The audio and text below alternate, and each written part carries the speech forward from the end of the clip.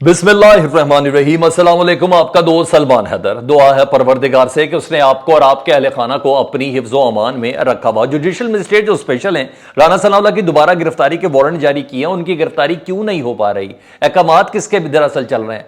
Punjab police को इस वक्त इतना बेइज्जत क्यों किया जा रहा है कि ईमन के रोजनामचे तक में उनका नाम नहीं, और ना ही उनकी गाड़ियों को दाखिल होने की इजाजत मिल रही है? इसकी कुछ डिटेल आपको बतानी है। अहम तरीन मुलाकात, जी हां, परवेज इलाही साहब का किरदार मशकूक होता हुआ नजर आ रहा है। एक खास मकाम पर मियां मोहम्मद नवाज शरीफ से हुई एक मुलाकात जिससे मुतल्लिक कुछ खबरें गर्दिश कर रही हैं, जो मीडिया की जीनत नहीं बनेगी क्योंकि अभी तक कंफर्म नहीं हो रहा। और एक पाकिस्तानी सहाफ़ी हैं जिनसे मुतल्लिक कहा जा रहा है कि उनके घर में मियां मोहम्मद नवाज शरीफ साहब की मुलाकात हुई है परवेज़ इलाही साहब से, जिससे मुतल्लिक कहा जा रहा था कि तुर्क का पत्ता मुस्लिम लीग नून के पास है, पंजाब हुकूमत दोबारा मुस्लिम लीग नून की होने वाली है, और यही वो मौका होगा जब नवाज शरीफ पंजाब के रास्ते पाकिस्तान के अंदर दाखिल होंगे। वो क्या इतलात है जिसकी बिना पर परवेज़ इलाही साहब इस मौके पर, जब एक लॉन्ग मार्च की डेट चल रही है, किसी वक्त भी अनाउंस किया जा सकता है, और उसकी एक बहुत बड़ी ताकत पंजाब से लेके चल रही है, उस वक्त पंजाब का वज़ीर आला इधर मौजूद नहीं है। कुछ ये डिटेल्स भी हैं जो मैंने आपको बतानी है। अच्छी मज़ेदार इंटरेस्टिंग स्टोरीज़ हैं वो आपको। शहबाज शरीफ साहब को यूनाइटेड नेशन ने एक एजाज़ दिया, नायब सदारत दी है, और ये एजाज़ पाकिस्तान के लिए कितना ज़्यादा अहम है वो आपको बताना है। इसका क्रेडिट किसको जाता है उसकी कुछ डिटेल्स आपको बतानी है। और काफ़ी एक के बाद एक अपडेट्स हैं, वो सारी आपके सामने रख देता हूँ। तो सबसे पहले मैं रावलपिंडी की जुडिशल मजिस्ट्रेट के वारंट गिरफ्तारी के हवाले से बता दूं कि राना सनाउल्लाह साहब के उन्होंने एंटी करप्शन के वो जो उन्होंने रिश्वत के बदले में 2 प्लॉट लिए थे, उसके जो गिरफ्तारी वारंट गिरफ्तारी 2017 का केस है जो जारी किया था।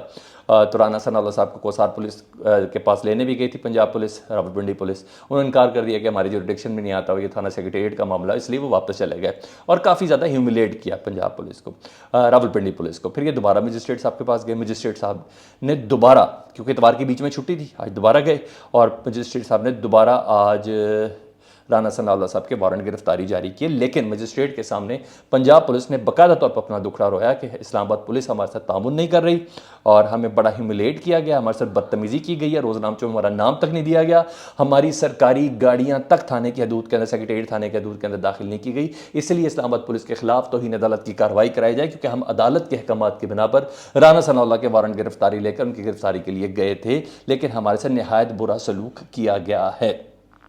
अच्छा जी, ये तो हो गया एक तरफ। और उन्होंने कहा सवाल ही पैदा नहीं होता, वो मजाक कर रहे हो क्या? दुनिया बदल गई है, पाकिस्तान नया हो चुका है। हाँ, दूसरी तरफ इमरान खान साहब, सबसे छोटा केस है दफ़ा 144, उसकी तक पेशियाँ भी भुगत रहे हैं, उसकी ज़मानतें भी करवा रहे हैं, कबलस गिरफ्तारी भी, और बल्कि ज़मानतें कन्फर्म भी कराते हुए नज़र आ रहे हैं। तो इसका आपको अंदाज़ा हो जाना चाहिए कि राना सनाउल्लाह को, दारोगा वक्त को कैसे कोई गिरफ्तार कर सकता है। इतना मामूली काम तो नहीं है ना। तो बहरहाल वहाँ पूरी ताकत इस वक्त वजारत दाखिला की लगी हुई है कि किसी तरह राना सनाउल्लाह साहब, हाँ सोशल मीडिया पे कह रहे हैं बुरका पहन के चले गए, कोई अबाया पहन के चले गए राना सनाउल्लाह साहब। लेकिन बहरहाल ये खबरें हैं कि राना सनाउल्लाह साहब को किसी तौर पर भी नहीं, क्योंकि हुकूमती असर और रसूख पूरा इस्तेमाल हो रहा है राना सनाउल्लाह साहब की, क्योंकि वारंट गिरफ्तारी दायमी है, नाकाबिले ज़मानत वारंट गिरफ्तारी है उनको गिरफ्तार होना ही होना है अनटिल अनलेस किसी सुपीरियर कोर्ट से वो ज़मानत ना ले ले। लेकिन आपको समझ आ रही चाहिए कि हम किस पाकिस्तान के अंदर दोबारा मूव कर चुके हैं। अच्छा, ये हो गया शहबाज शरीफ साहब को आज एजाज़ मिला है जी, और मुस्लिम लीग नून और सोशल मीडिया के अंदर इसका बड़ा चर्चा है जी। यूनाइटेड नेशन की नायब सदारत मिली है, मौसमियाती तब्दीली के हवाले से खातिर ख्वाह इकदाम किए हैं पाकिस्तान ने, और उस सिलसिले में पाकिस्तान को मज़ीद कुछ टारगेट्स मिले, और बड़ा कोई शक नहीं, एक बड़ा एजाज़ है पाकिस्तान के लिए। पाकिस्तान के वज़ीर आज़म शहबाज शरीफ साहब को इसकी नायब सदारत मिली है। ज़ाहिर बात है वक्त के वज़ीर आज़म को मिलना चाहिए था, लेकिन जिसका क्रेडिट है वो उसको ज़रूर देना चाहिए। इमरान खान साहब, आपको बड़े अच्छे से याद है, उन्होंने अपने साथी अमीन असलम के साथ मिलकर माहौलियाती तब्दीली पर बहुत ज़्यादा काम किया था। यूनाइटेड नेशन में उनकी रिकॉर्डेड तकरीर आपको बड़े अच्छे से याद है, जिसको सेकंड किया गया था अमेरिका ने और यूरोपीय यूनियन ने, और पाकिस्तान के इकदाम को बताया गया दुनिया में मौसमियाती तब्दीली के हवाले से जो सबसे ज़्यादा काम किए जा रहे हैं, बिलियन ट्रीज़ के हवाले से और दीगर दूसरे जो प्रोजेक्ट के हवाले से, जो खान साहब की आवाज़ बुलंद थी, और स्पेशली और उसके बाद जो देखा गया पिछले 2-3 सालों में KPK के अंदर और गिलगित बल्तिस्तान के अंदर, कश्मीर के अंदर जो नए सियाती मकाम और दरख्तों के हवाले से, मौसमियाती तब्दीली के हवाले से जो इमरान खान साहब ने इकदाम किए थे, ये उसका समर है जो पाकिस्तान के वज़ीर आज़म को मिलना था, इसलिए शहबाज शरीफ साहब को मिला है। कोई शक नहीं, वज़ीर आज़म अभी तक, ये तो आपको भी पता और मुझे भी पता है कि मैं इस चीज़ से नहीं, पाकिस्तान के लिए आज़ाद है, मैं इसके लिए खुश हूँ, लेकिन ये आपको भी पता है मौसमियाती कि बूटा अभी तक नहीं लगाया, या ऐसा कोई प्लान ही नहीं है तो मुझे ज़रूर बताइएगा कोई ऐसा किया हो कि जिसकी बिना पर करके बड़े मुतरफ़ होकर यूनाइटेड नेशन की माहौलियाती तब्दीली की जो नायब सदारत है वो शहबाज शरीफ साहब को मिली है। आपको भी पता और मुझे भी पता है, तो डेफिनेटली कॉन्टीन्यूटी है पिछली हुकूमत की, जिनके वो सारे कारनामे थे, काम थे, और इमरान खान साहब का वो खिताब भी बड़ा ही तारीख साज था। तो जिसका जो ड्यू क्रेडिट है वो उसको देना चाहिए। इस एजाज़ की वजह जो है उसको निगलेक्ट नहीं करना चाहिए, और वजह कोई और नहीं कि ये सदारत पाकिस्तान को मिली और बहुत मेहनत से मिली है, और ये तमाम चीज़ें जिसका क्रेडिट था मैंने कहा वो मैं आपको बता दूं। तो जब एजाज़ दे रहे हैं तो उसकी कोई वजह भी तो दे देना प्लीज़। तो जो वजह है वो मैंने आपको बता दिया जी। अच्छा, दूसरी तरफ ना ये FIA PTI के लोगों को उठा रही है ममनुआ फंडिंग केस के हवाले से।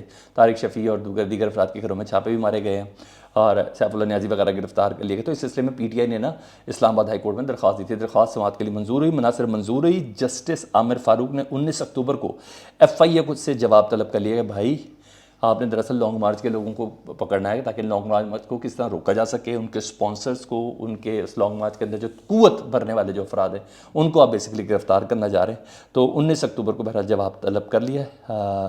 पाकिस्तान तहरीक साथ ने अदालत से रजू किया था और 19 अक्टूबर तक कहा जा रहा है कि रिलीफ मिल जाएगा। कोई FIA ने कोई जवाब कोई ना कोई तो देना है। जैसे कि अभी तक ममनुआ फंडिंग का जो केस है उसका फैसला अभी सुप्रीम कोर्ट में चैलेंज है। अभी सुप्रीम कोर्ट ने इस सिलसिले में अलग से कोई फैसला करना है इलेक्शन कमीशन के फैसले की बिना पर। लेकिन आपको पता है कि दूसरी तरफ खामोश तो नहीं बैठना। तो यहाँ जिस बिना पे बात चल रही है, तो इस्लामाबाद हाई कोर्ट ने बाकायदा इसका नोटिस लेते हुए दरख्वास्त का PTI का 19 अक्टूबर को FIA से जवाब तलब कर लिया है।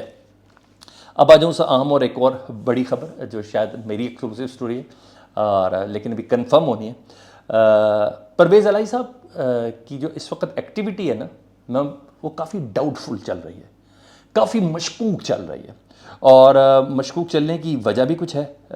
वो ये है कि इस वक्त वो लंदन में है और लंदन में इस वक्त आपको पता है पाकिस्तान में इस वक्त पंजाब की एक्टिविटी क्या है, KPK की एक्टिविटी क्या है, इमरान खान साहब की आज़ादी मार्च की जो कॉल है उसका पता नहीं वो धरना है, लॉन्ग मार्च है, क्या है, उसमें सबने सर जोड़ के बैठे हैं। तो पिछले कई दिनों से परवेज़ इलाही साहब इस वक्त लंदन के अंदर मौजूद है और जो उन्होंने मीडिया के अंदर मौक़िफ़ दिया था उस वक्त उन्होंने यही कहा था कि मोनस की फैमिली है उसको मैंने मिलना है। लेकिन बहरहाल मेरे पास इतलात ये है कि उनकी एक्टिविटीज़ काफ़ी डाउटफुल है। पाकिस्तान के एक सहाफ़ी हैं इस वक्त पाकिस्तान में, इस्लामाबाद में, ना भी मुझे पता मगर मैं लेना नहीं चाह रहा। सहाफ़ी हैं, उनका घर है बड़ा विला टाइप का और उनके घर में मुलाकात हुई है जी नवाज़ शरीफ और परवेज़ इलाही साहब की। ये खबरें गर्दिश कर रही हैं, ठीक है।